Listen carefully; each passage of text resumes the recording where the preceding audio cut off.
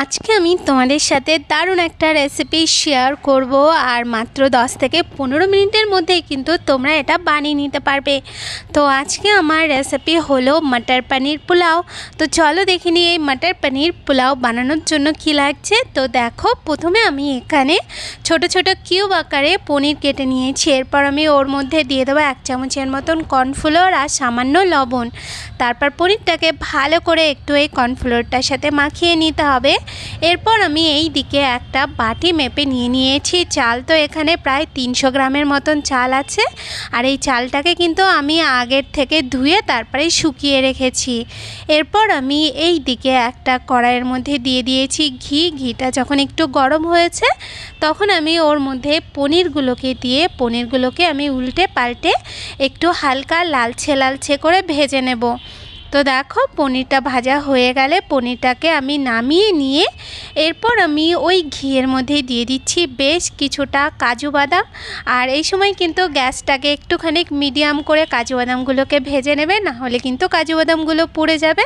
তো কাজু বাদামটা ভাজা হয়ে গেলে উঠিয়ে নিয়ে এরপর আমি ওই তেলের মধ্যে কিছু কিশমিশ দিয়ে কিশমিশটাকেও একটু ভেজে তুলে নিয়েছি। এরপর আমি ওই তেলের মধ্যে দিয়ে দেবো 1 চামচের মতন গোটা জিরে, 2টো তেজপাতা, কয়েকটা গোটা গরম মশলা আর দিয়ে দিয়েছি কয়েকটা গোলমরিচ। এরপর আমি ওর মধ্যে 1/2 চামচের মতন একটুখানি লঙ্কার গুঁড়ো দিয়ে নাড়িয়ে নিয়ে তারপরে আমি ওর মধ্যে দিয়ে দিয়েছি বেশ কিছুটা মটরশুঁটি। এরপর আমি 1 মিনিটের মতন একটু নাড়িয়ে চাড়িয়ে এটাকে ভেজে নিয়ে তারপর আমি ওর মধ্যে দিয়ে দিয়েছি গোবিন্দভোগ চালটা দিয়ে আমি এটাকে 2 মিনিটের মতন একটুখানি এই সব কিছুর সাথে ভেজে নেব। চালটা ভাজা হয়ে গেলে এরপর আমি যেই বাটিটা মেপে চালটা দিয়েছি না, সেই বাটিটার আমি 2 বাটি দিয়ে দেব জল।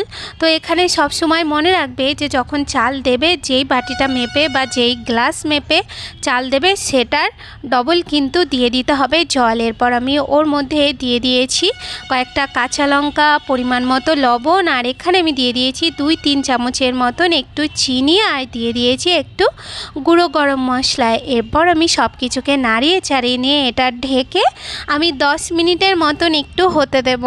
তো 10 মিনিট যখন হয়ে যাবে তখন আমি ঢাকনাটা সরিয়ে দিয়ে একটু নাড়িয়ে দেব। তার কারণ হলো এখানে সব মশলাগুলো ওপরে উঠে থাকে, তো আমি একটু নাড়িয়ে দিয়ে তারপরে ওর ওপর থেকে দিয়ে দেব ভেজে রাখা কাজু কিশমিশ, দিয়ে দেব পনিরটা, আর দিয়ে দেব আমি একটুখানি ধনেপাতা কুচি। তারপর আমি ঢাকা দিয়ে আবারও 10 মিনিটের মতন একটু গ্যাসটা মিডিয়াম করে একটু হতে দিতে হবে। তো মোটমাট আমাদের 20 মিনিট লেগেছে। এরপর ঢাকনাটা তুলে দিয়ে আমি হালকা হাতে একটুখানি নাড়িয়ে নেব। তো দেখো, আমাদের মটর পনির পোলাও কিন্তু একদম রেডি হয়ে গেছে। আর এটা দেখো কতটা ঝরঝরে হয়েছে। তো রেসিপিটা কিন্তু তোমরা অবশ্যই ট্রাই করবে আর আমাকে কমেন্ট করে জানাতে ভুলবে না তোমাদের কেমন লাগলো। আজ তাহলে এই পর্যন্ত, দেখা হচ্ছে নতুন রেসিপির সাথে। টাটা।